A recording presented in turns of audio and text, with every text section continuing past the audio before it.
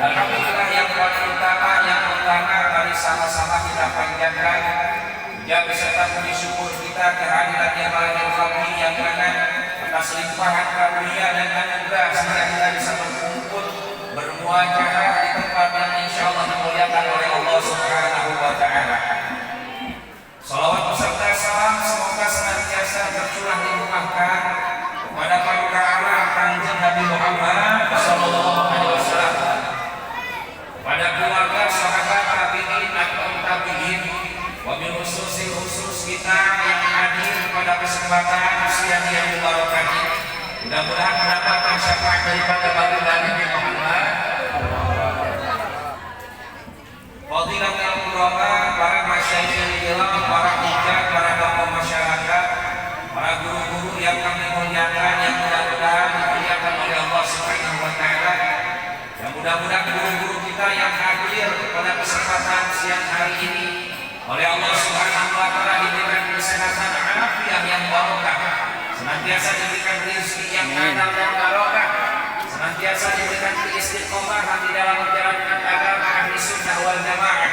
Allah berikan cucu turunan yang saleh dan salihah, dan Allah takdirkan meninggal dalam keadaan husnul khatimah. Amin ya Allah ya Rabbal alamin. Dan kami hormati para tokoh masyarakat, para pejabat, para staf atasan, Bapak RT, Bapak RW yang alhamdulillah pada kesempatan ini telah menyempatkan meluangkan waktu agar hadir di tengah-tengah kita, mendorong, memberikan motivasi demi terselenggaranya takzimul Quran, memuliakan Al-Quran, takzimul ilmi, memuliakan ilmu, takzimun Nabi, dan memuliakan baginda Nabi Muhammad sallallahu alaihi wasallam.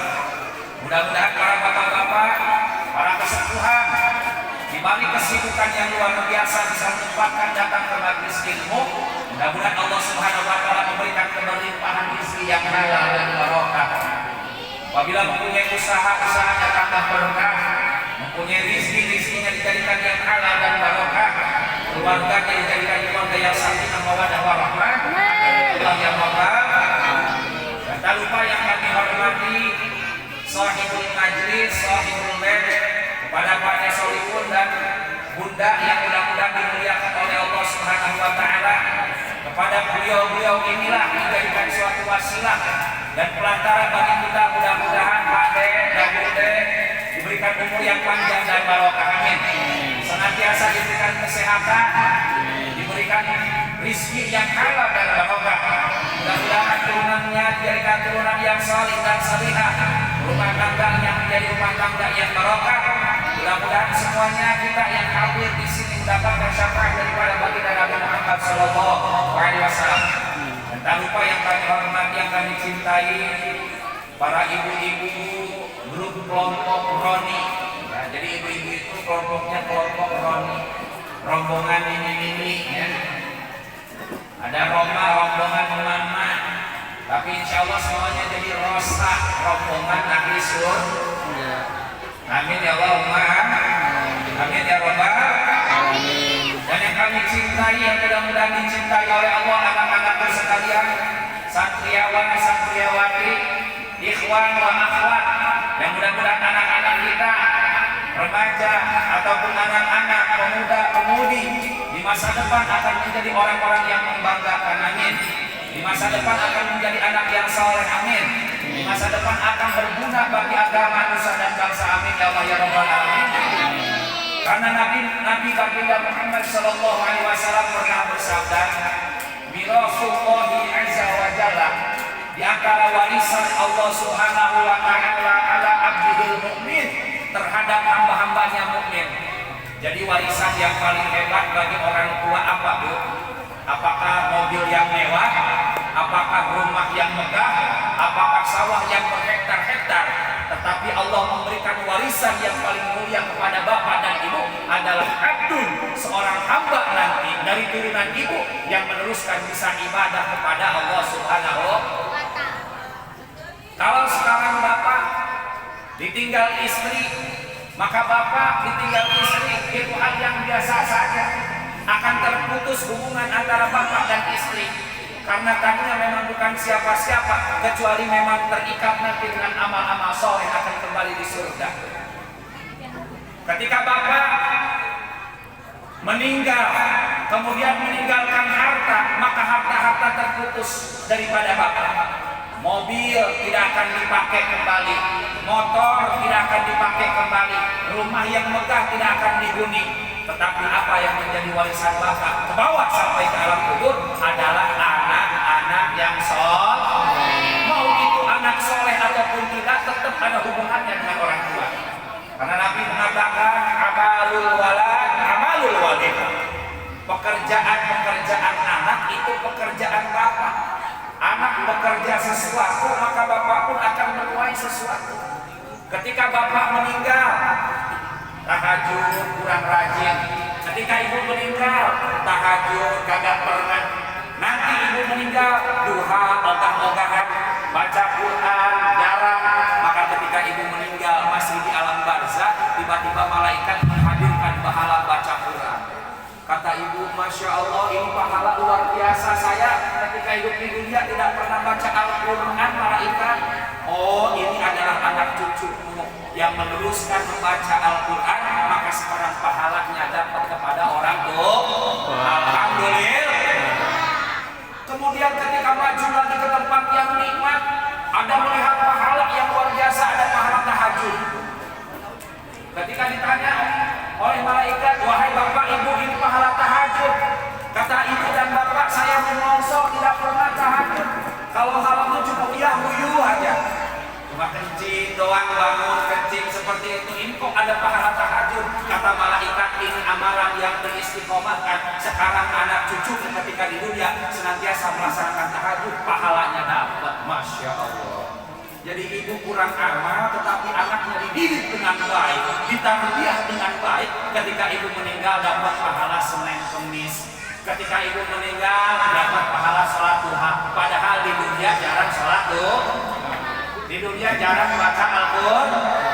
Tapi karena meninggalkan anak yang soleh, amalul walad, amalul walid, amalan-amalan anak kita di dunia akan mengalir amalannya ke kita ketika meninggal. Alhamdulillah.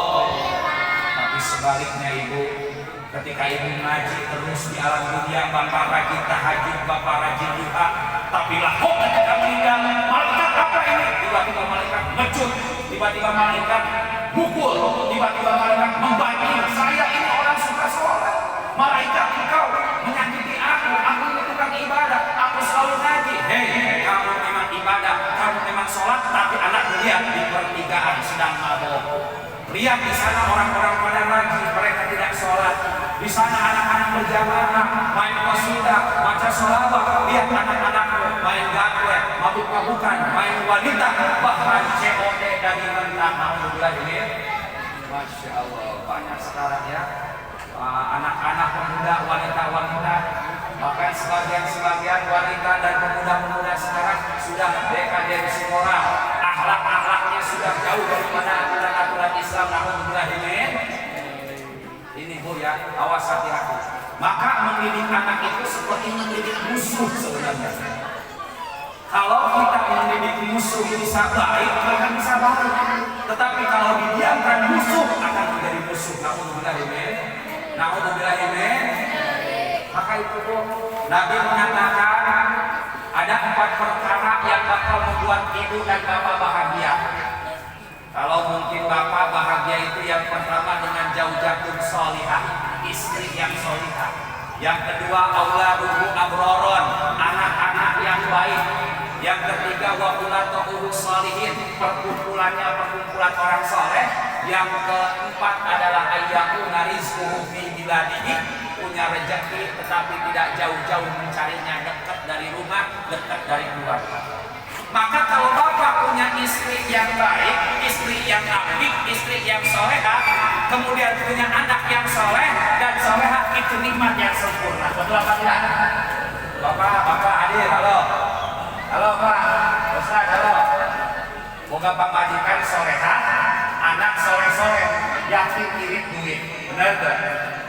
Tidak terlalu mengeluarkan biaya, betul tidak? Istri solihah, anak soleh-soleh. Sekali-kali jalan-jalan yuk, kata bapak. Gak usah Pak, di sini aja muter-muter udah capek, benar nggak? Di sini aja tempat main banyak, alhamdulillah. Yuk sekali-kali makan keluar yuk. Alhamdulillah, masakan bapak juga enak tuh Bu. Di antara seorang suami mendapatkan kebahagiaan kalau misalkan punya istri yang baik, anak yang baik. Begitu banyak rumahnya biasa, bapak punya rumah biasa, cicilannya masih panjang, tetapi selalu kangen sama yang diisinya rumah, istri dan anak, karena anak dan istri adalah anak-anak yang solihah. Kerja jauh dikit, acara jauh sedikit, ingat rumah bukan karena pintunya yang mewah, bukan karena mobilnya yang mewah, bukan karena hiasan-hiasan di rumah yang mewah, tapi ada istri yang baik, istri yang baik. Suami capek langsung dibikinin air hangat, bapak mandi air hangat, apa dipijit dulu, apa bikin kopi dulu, terserah adek, ya. Enak tidak kira-kira? Ini mah suami pulang pegel-pegel, kan masuk angin pegel-pegel, emang lu doang? Gua juga sama pegel-pegel, capek. Masya Allah. Ayo kita pindukan. Ada tidak? Maka seorang suami ketika istrinya seperti itu dan anaknya susah diatur, ketemu istri itu innalillahi wa inna ilaihi raji'un. Tidak akan ingat rumah, jarang ingat rumah. Kenapa? Karena hiasan-hiasan kebahagiaan. Yang pertama adalah istri yang solihah, yang kedua adalah anak-anak yang soleh. Dalam kitab Al-Mustaqraq mengatakan istri yang solihah bagaikan wanita yang memakai mahkota emas, enak dipandangnya, adem dilihatnya. Tetapi istri yang haram jaga itu bagaikan seorang kakek-kakek tua membawa pikulan yang sangat berat. Kira-kira kakek-kakek bawa beras 2 kintal, kasihan apa tidak? Kakek-kakek sudah tua bawa beras 2 kintal, maka istri yang tidak baik bagaikan seorang tua membawa barang-barang yang berat. Maka alhamdulillah insya Allah di tempat ini dididik tarbiyah nabawiyah. Sekecil ketika masih anak, ketika masih remaja, ketika masih muda, diberikan patokan pedoman dengan Al-Quran. Bu, Ibu, halo. Pendidikan Al-Quran itu penting Bu. Banyak sekarang yang terjadi pembunuhan, anak membunuh ibu, ibu membunuh anak, ada suami istri saling bunuh, ada banyak kekerasan, banyak hal-hal di luar aturan-aturan Islam. Karena apa?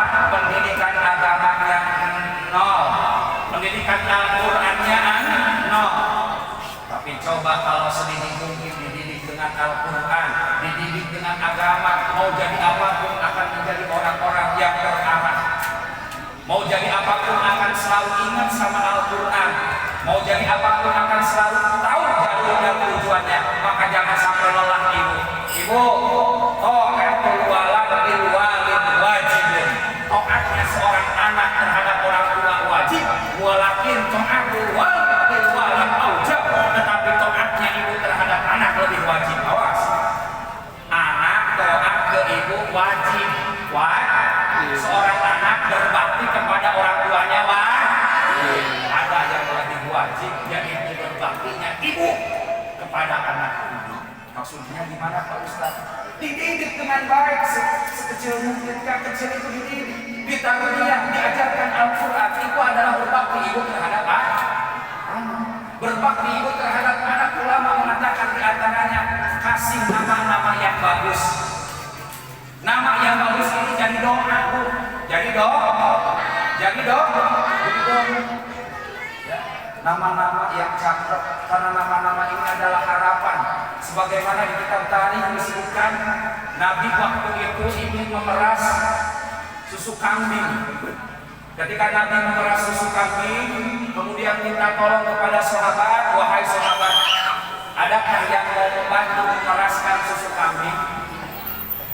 Ada sahabat yang mengancungkan tangannya, aku ya Rasulullah.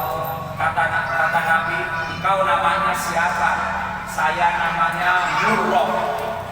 Man anta ana Murrah.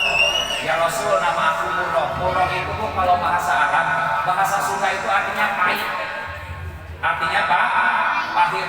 Memeras susu orangnya yang pahit, kata Nabi. Tidak. Yang namanya pahit tidak boleh memeras susu. Bisa jadi susunya jadi susu yang pahit. Kamu nggak boleh ikut meras. Sama Nabi nggak boleh. Ditanya namanya. Ada lagi yang lain, anak-anak. Ada yang berdiri. Man anta? Siapa nama engkau? Anak Hajar. Aku ini namanya Batu.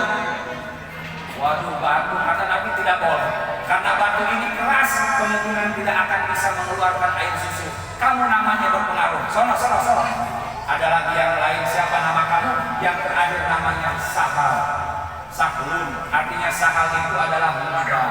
Engkau muda kesini, insya Allah akan Allah berkahkan, Allah mudahkan untuk memeras susu kambing tersebut. Nah ini nama itu berpengaruh ibu.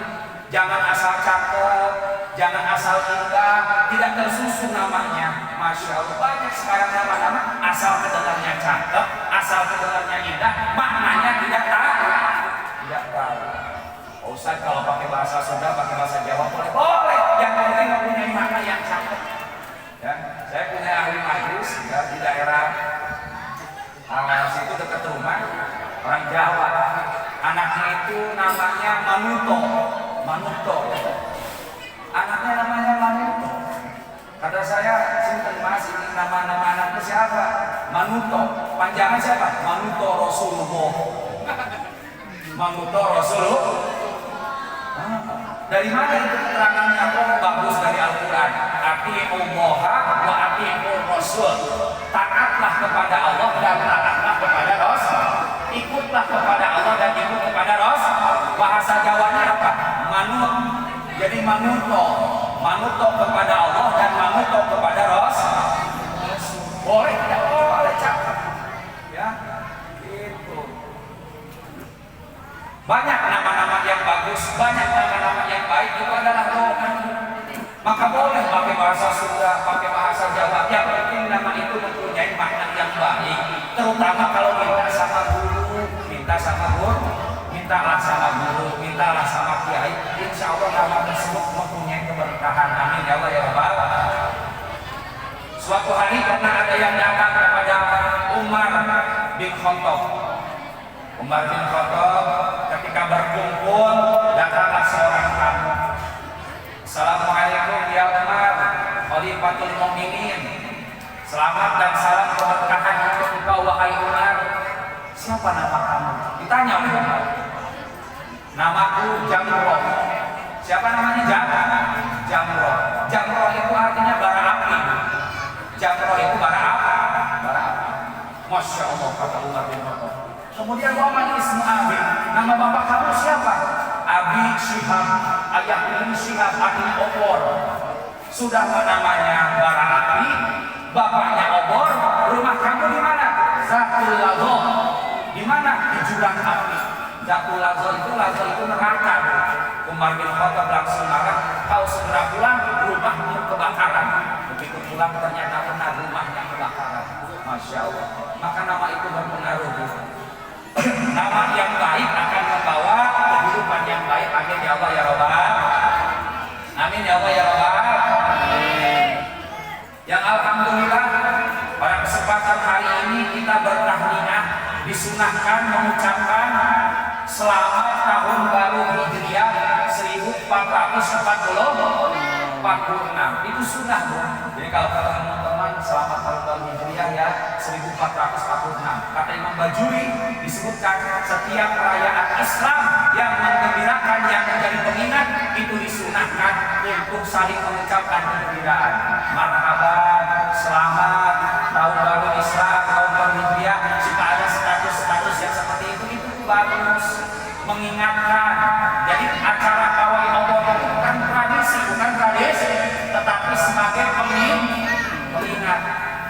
Sampai jalanan macet, sampai di jalanan rame, orang-orang yang kagak pernah mikirin tahun Hijriah itu pasti keingetan, oh malam ini ramai sekali, ada apa? Sekarang adalah malam tahun baru Islam, setidaknya ada kegembiraan di dalam hatinya. Maka teruskan pawai obor, teruskan adalah syiar-syiar agama. Anak kita bawa, keluarga kita bawa, sambil takbiran, sambil sholawatan berkeliling kampung. Ini adalah pengingat bahwa Allah Subhanahu wa Ta'ala masih memberikan umur yang panjang sampai hari ini dalam keadaan nikmat iman wal Islam.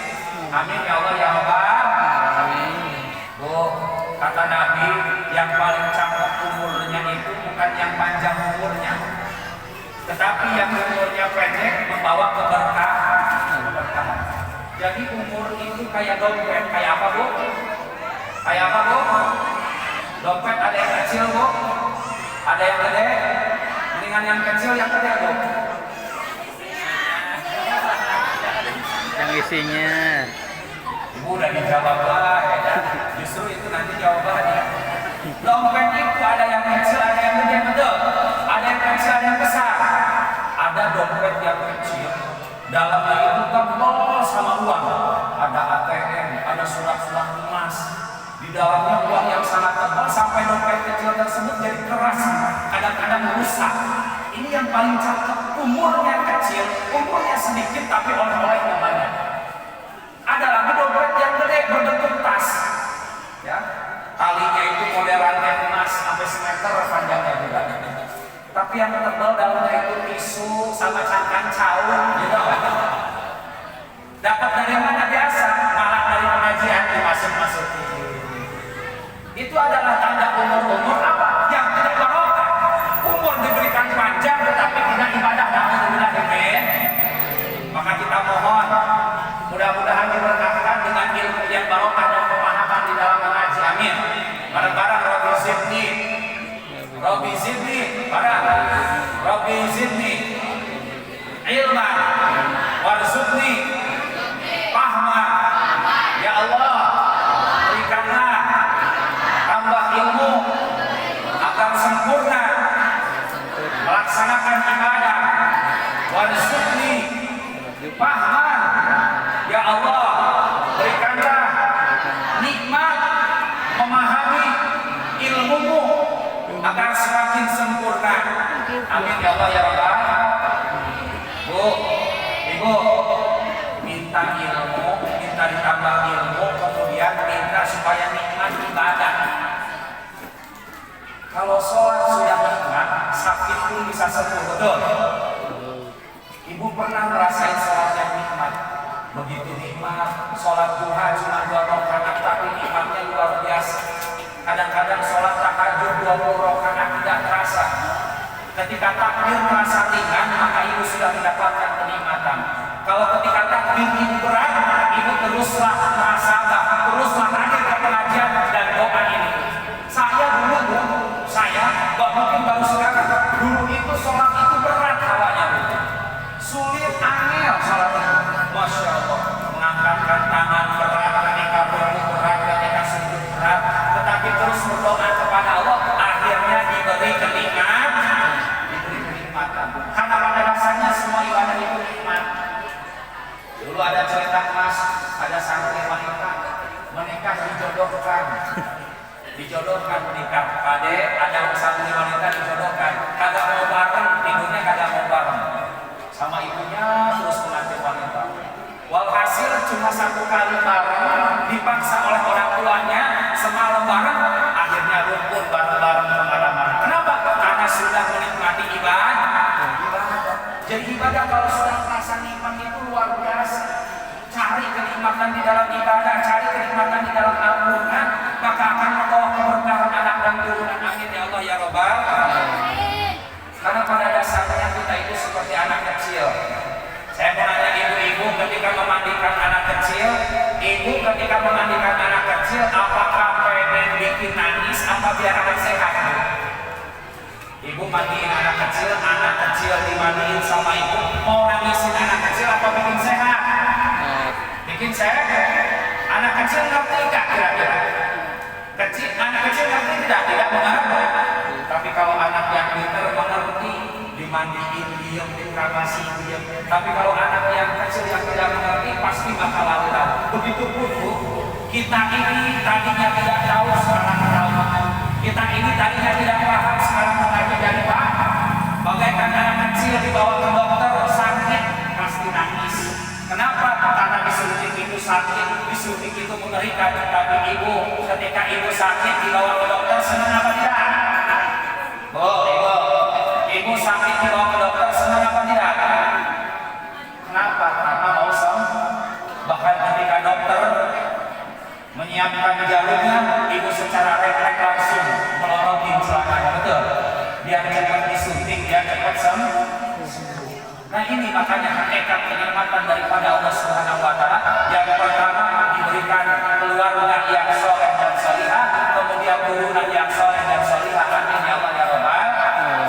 Salatullah salamullah ala Rasulillah.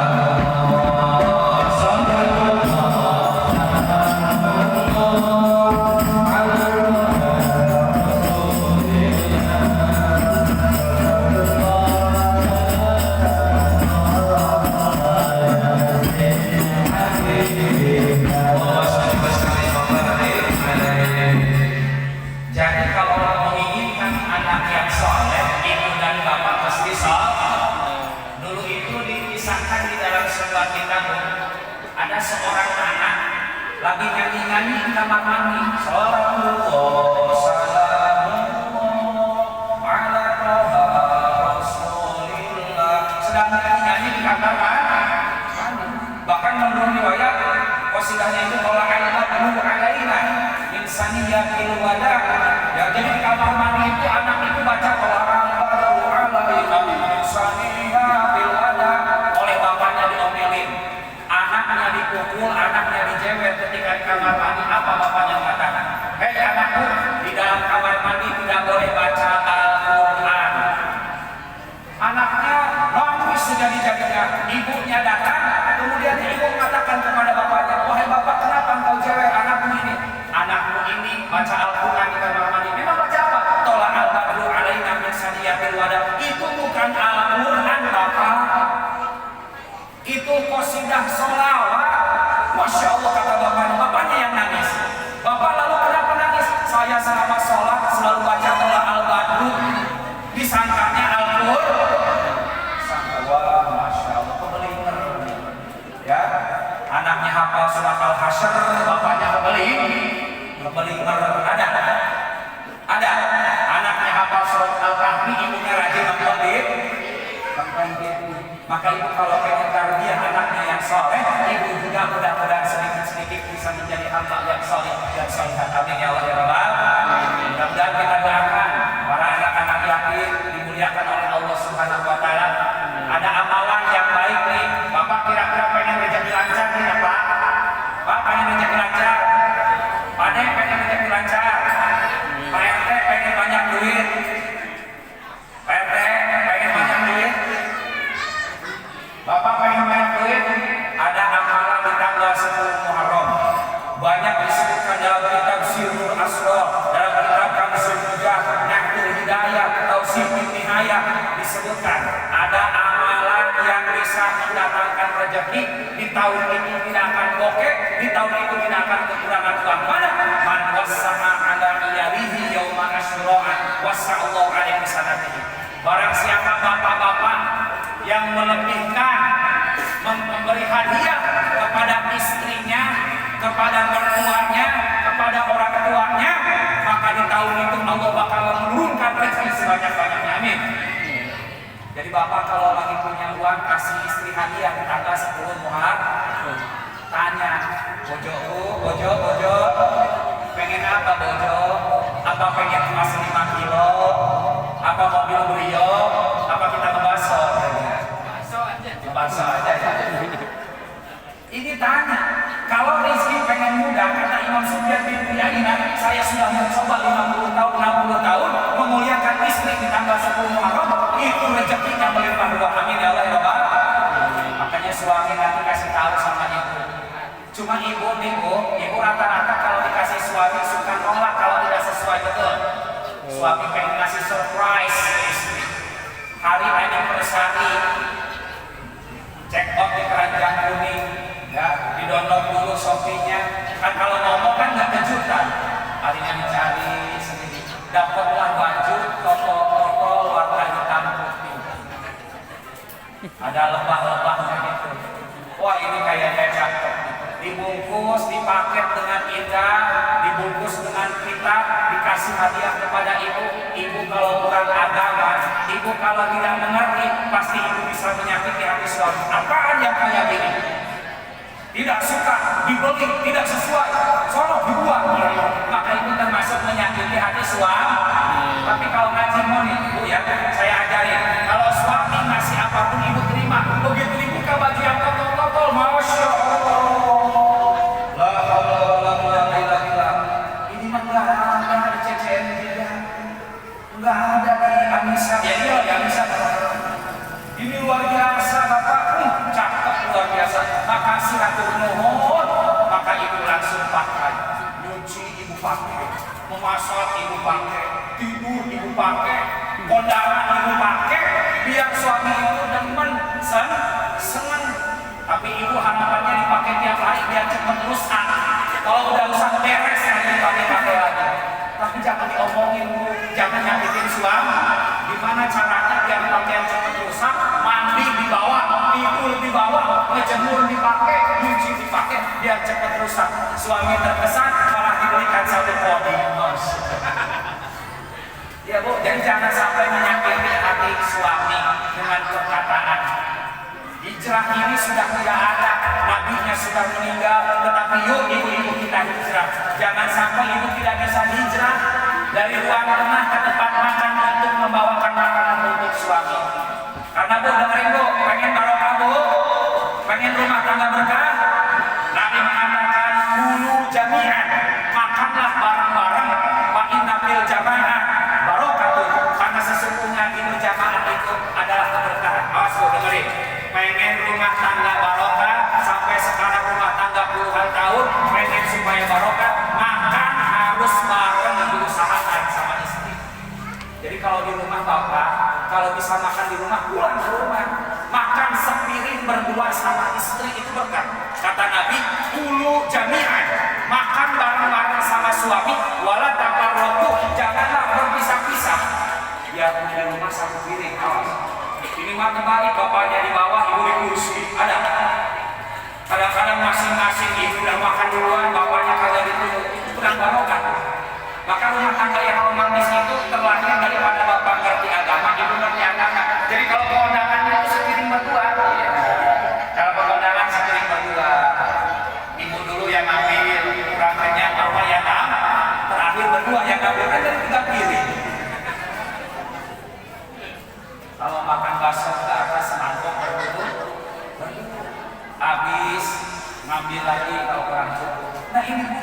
keberkahan. Mudah-mudahan kita semua bisa hijrah lebih baik, ibadah yang menjadi ibadah lebih baik, anak yang menjadi anak keturunan yang baik. Amin ya Allah ya Rabbal. Amin ya Allah ya Rabbal. Allahumma sholli